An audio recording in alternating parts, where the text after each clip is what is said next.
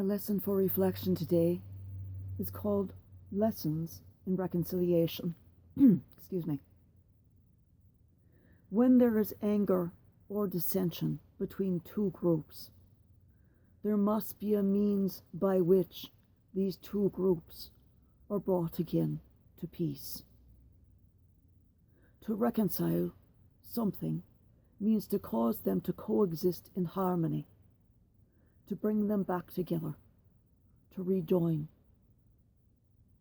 Too often in today's world, with leaders of hate, leaders of demeaning insults, with wee little men who have small, wee little egos, and who compensate with the immaturity of playground toughs.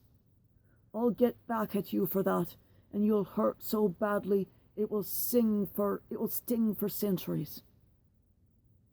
And a similar grudge holding crap from Iran, Turkey, Russia, Pakistan, Venezuela, Cuba, and the list goes on.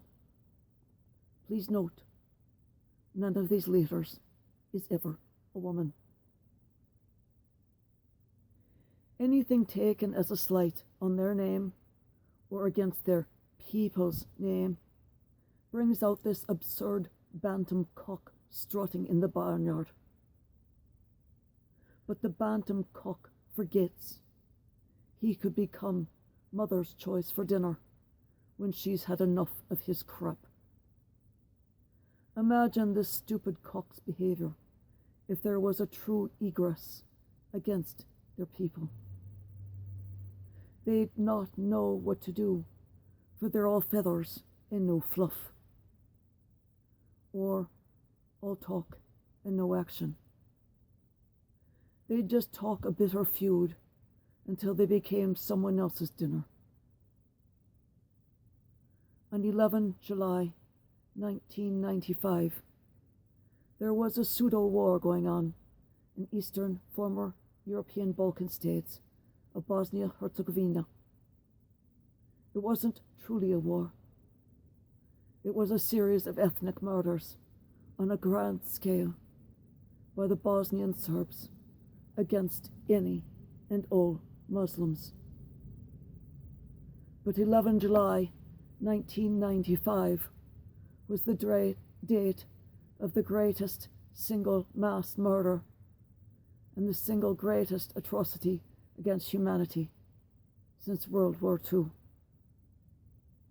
8,000 Muslim boys and men were lined up in a ditch that they were forced to dig the previous day and murdered by multiple machine guns. And then the crime and the bodies were hidden as the mass grave was covered over.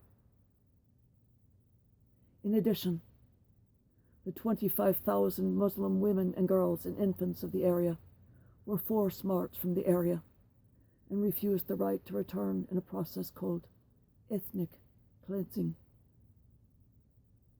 This was Srebrenica in Bosnia-Herzegovina.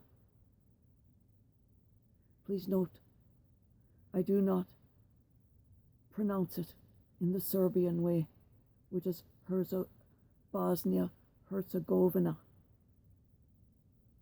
I pronounce it as the Muslims do. 27 of the killers that ordered the murders have been brought to trial and ordered to serve a combined 573 years. But though they admitted the murders, they all said we were following orders. None has ever spoken or written a single word of apology. None has ever shown remorse. 1,000 of the dead are still unrecovered today, on the 25th anniversary of this atrocity, because in the final hours of the war, Serbian loyalists wanted to reduce any chance of their crimes ever being discovered or attributed to the generals. So they took earth movers and dug up portions of the single mass grave and transported remains and partial remains to multiple other sites all around the area. Some sites are as yet undiscovered, and those who know refuse to say where these other mass graves are.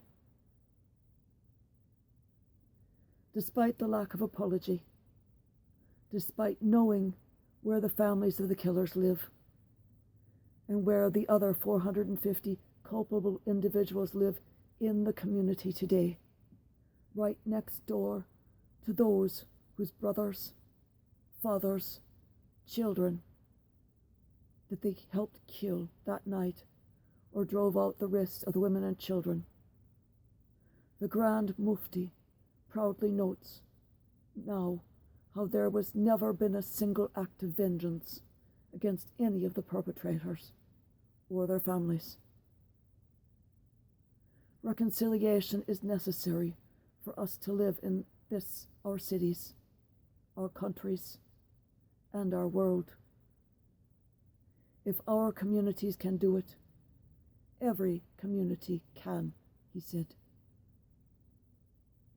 May the one true God of all show us now where these victims of torture and murder lie covered but unburied, grieved but not mourned, for they have had no proper burial, no prayers said over their remains, and no rest or peace given to their spirits.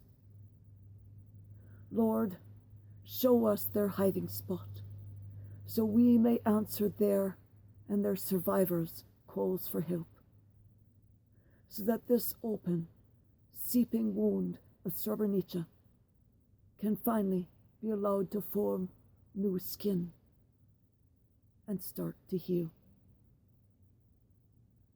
We ask this in the name of your Son, Jesus Christ, in whose name anything is possible. To love means loving the unlovable. To forgive means pardoning the unpardonable. Faith means believing the unbelievable. Hope means hoping when everything seems hopeless. To do else is not human.